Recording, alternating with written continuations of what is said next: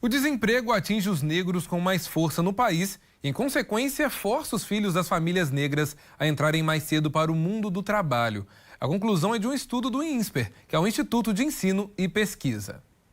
20 anos, uma filha de 2 e bastante dificuldade para encontrar trabalho. Essa tem sido a realidade do Rafael nos últimos meses. Eu não estar formado também seja uma dificuldade, porque apesar da área de tecnologia estar bem aquecida, está precisando, aparecendo vaga em todo momento, ainda assim tem alguns requisitos que talvez eu ainda não consiga cumprir. Hoje ele faz parte do imenso grupo de jovens negros com filhos que, no geral, têm mais dificuldade de encontrar empregos do que brancos. As informações estão em um estudo do Instituto de Ensino e Pesquisa, o INSPER. Os dados foram retirados da Pesquisa Nacional por Amostra de Domicílios do IBGE. Nos primeiros 3 meses de 2021, 71% dos pais de família brancos estavam empregados. Entre pretos, pardos e indígenas, esse índice era de 63%. No início de 2020, essa diferença era ainda maior. Os empregados brancos eram 70% contra 58% de pretos, pardos e indígenas. Para além das dificuldades que os pais têm num cenário de desemprego crônico como o que atravessamos, o que os especialistas apontam é que os filhos também sofrem os impactos dessa desigualdade e podem ser comprometidos no futuro. Isso cria um ciclo vicioso da manutenção da desigualdade social e racial. Porque à medida que esses pais jovens não conseguem uma inserção no trabalho qualificado, ele vai obrigar esses seus filhos a entrarem precocemente no mercado de trabalho para ajudar no sustento da família. E isso prejudica os seus estudos, né? Isso impede que ele se qualifique. Então, o impacto nas futuras gerações é altíssimo. Um dos órgãos que tem observado esses problemas e as consequências deles é o Ministério Público do Trabalho. Esta procuradora ressalta que, sem políticas de inclusão suficientes nas empresas e um olhar mais atento do poder público, tudo tende a continuar do jeito que está. Um investimento nas ações afirmativas na área do trabalho, e eu falo dos serviços públicos, e na área da educação, preponderantemente, são as medidas mais eficazes para o enfrentamento disso que nós estamos a tratar. É fundamental ter uma intervenção nesse processo de seleção do mercado de trabalho, implementar ações afirmativas nas empresas, né? Como, por exemplo, programas de trainees para negros, né? Estabelecer cotas de contratação para negros. Eu não vejo outra alternativa se não tivesse uma intervenção direta, porque só assim, criando forçadamente um ambiente de diversidade na contratação, que pode se modificar esse cenário. Pois é, um assunto sério, muito importante. Para falar sobre isso, vamos dar um giro agora pelas regiões do estado.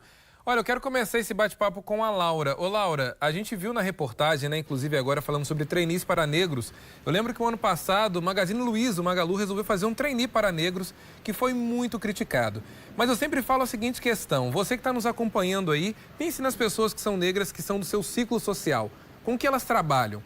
Na maior parte das vezes, além da falta do mercado de trabalho, são pessoas que estão, infelizmente, em trabalhos que, claro, têm toda a dignidade, são trabalhos ótimos também para aqueles que precisam, mas geralmente é para aqueles que fazem faxina ou fazem algum tipo de serviço que não é, coloquemos aí, o melhor dos serviços financeiramente falando, né? A gente não vê muitos médicos, não vemos também dentistas negros e é uma pena que o Brasil ainda esteja passando por isso.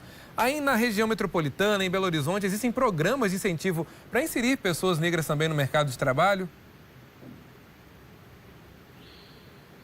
Elias, existem sim algumas, e eu quero citar uma daqui de Belo Horizonte, muito interessante, e outras de São Paulo, que podem ser acessadas por qualquer um pela internet, né? E como você disse, a gente precisa olhar em volta e entender onde estão as pessoas negras na nossa sociedade, né? Em que cargos, né? Em quais profissões? Quando a gente olha para altos cargos de grandes empresas, há pessoas negras lá dentro ou elas estão ainda nos cargos de salários mais baixos? É necessário que essa diversidade aconteça de verdade, né? Não é só para inglês ver, só em alguns cargos mais baixos ali das companhias. É necessário que as pessoas negras, as mulheres, os indígenas, as pessoas LGBTQIA+, estejam em todos os espaços das empresas, né, do poder público, para haver diversidade e existir menos desigualdade, né? E aí eu quero trazer aqui uma iniciativa muito interessante daqui de Belo Horizonte, que é um Instagram, uma página criada muito recentemente, chamada Saúde Negra BH. Esse perfil promove profissionais da saúde negros, de várias áreas. Aí tem lá nutricionistas, psicólogos, enfermeiros, massoterapeutas, educadores físicos, fisioterapeutas, veterinários, pessoas de várias áreas negras que estão oferecendo seus serviços.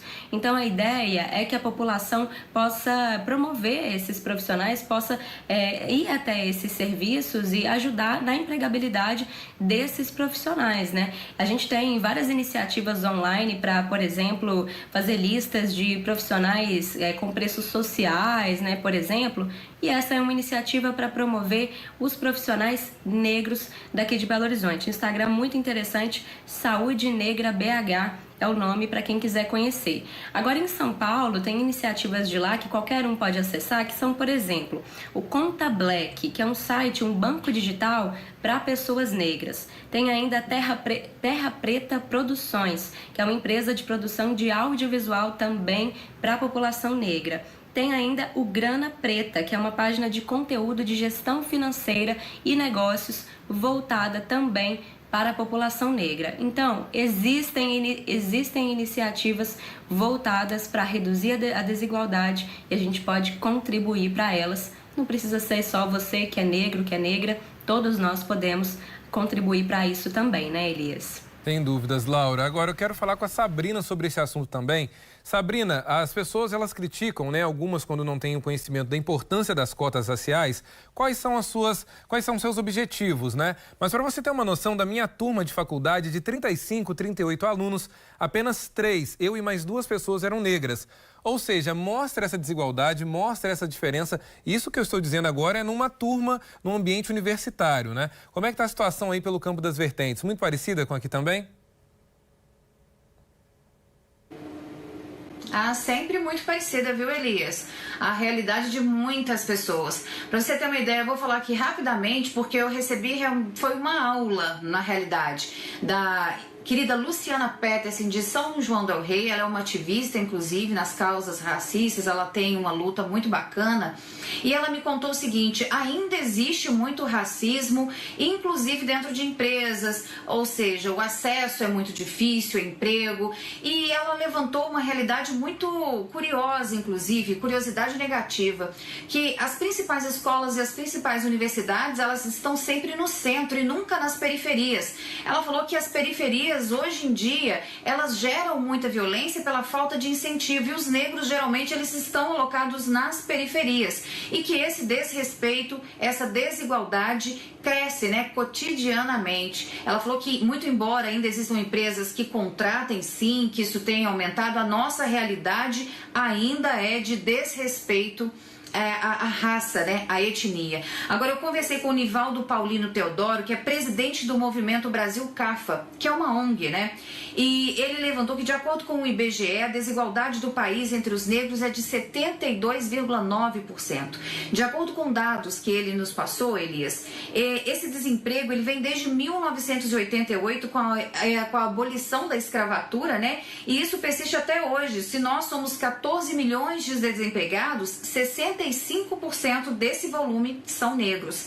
Em relação às cotas, ele nos disse que a única universidade que separou essas cotas foi a UENG, que as outras, por conta é muito burocrático, você tem que provar que realmente é negro, e elas não oferecem essas cotas. A gente sabe que isso é lei, né? E um assunto que ele levantou, que nós temos que acabar com o preconceito institucional. Não é aquele preconceito de você não querer ter contato, racismo, sabe? É o preconceito de estar dentro do serviço público, que é aquele preconceito institucional. Inclusive os negros, levantar outros também da mesma raça para que apareçam mais repórteres, juízes e outras pessoas com cargos muito mais elevados, porque a capacidade é de todos, não há limite para isso, Elias. Exatamente, Sabrina, muito bem dito, viu? Agora eu queria saber também do Ricardo, como é que tá a situação aí pela Zona da Mata, Ricardo?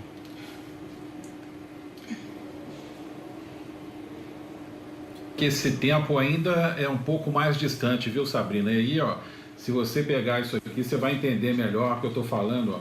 Laurentino Gomes é uma trilogia, 1808, 828 e 1888. Então são 3 livros que mostram, retratam muito bem essa realidade distante lá da colonização até hoje.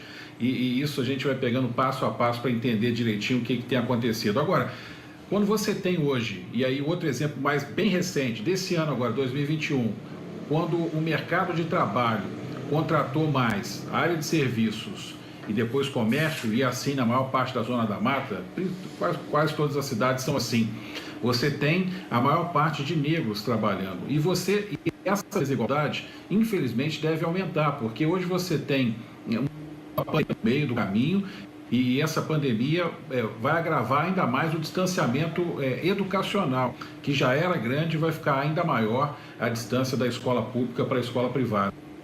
Tentado buscar algumas medidas, né, para frear um pouco isso, e as cotas é uma delas, né, um exemplo disso.